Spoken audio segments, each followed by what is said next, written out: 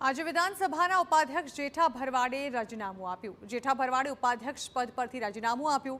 કામનું વધુ ભારણનું કારણ આગળ ધરીને તેઓએ રાજીનામું આપ્યું છે। વિધાનસભા અધ્યક્ષ શંકર ચૌધરીએ રાજીનામું સ્વીકાર્યું છે।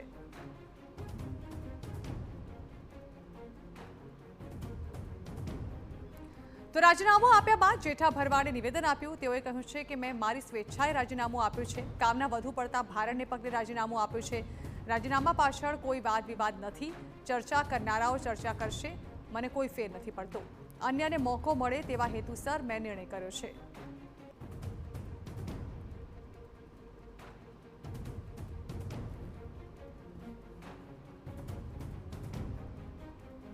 મારી સાથે ઘણી બધી સંસ્થાઓ છે। ઘણી સંસ્થાઓમાં હું ચેરમેન છું, ડિરેક્ટર છું અને કામનું એટલું બધું ભારણ રહેતું હતું જેથી કરીને હું બધે સમય આપી નહોતો શકતો।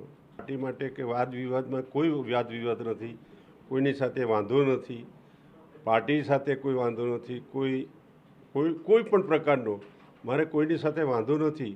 એટલે વાદ વિવાદ વગર પ્રેમથી જો જે કામ થાય અને સ્વેચ્છાએ મેં મારું રાજીનામું આપ્યું છે।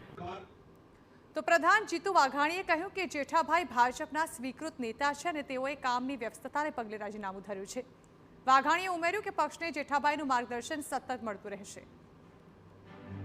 અનેક કામોમાં જોડાયેલા છે। ભારતીય જનતા પાર્ટીમાં પણ એમનું સતત માર્ગદર્શન તો મળતું રહેવાનું છે। ધારાસભ્ય આજે પણ રહેવાના છે। ઉપાધ્યક્ષ તરીકે એમને સ્વયં સામેથી પાર્ટીને કહ્યું અને પાર્ટી એમની વાત સતત એમ કહેતા રહેતા અને પાર્ટી એમની વાત આજે સ્વીકારીને મને રાજીનામું આપ્યું છે। પણ અમારા સહકારી ક્ષેત્ર હોય, ભારતીય જનતા પાર્ટીની નીવમાં એ જેઠાભાઈનો ખૂબ મોટો સિંહ ફાળો છે। મધ્ય ગુજરાત હોય કે રાજ્ય હોય, એમનું માર્ગદર્શન સતત મળતું રહેવાનું છે।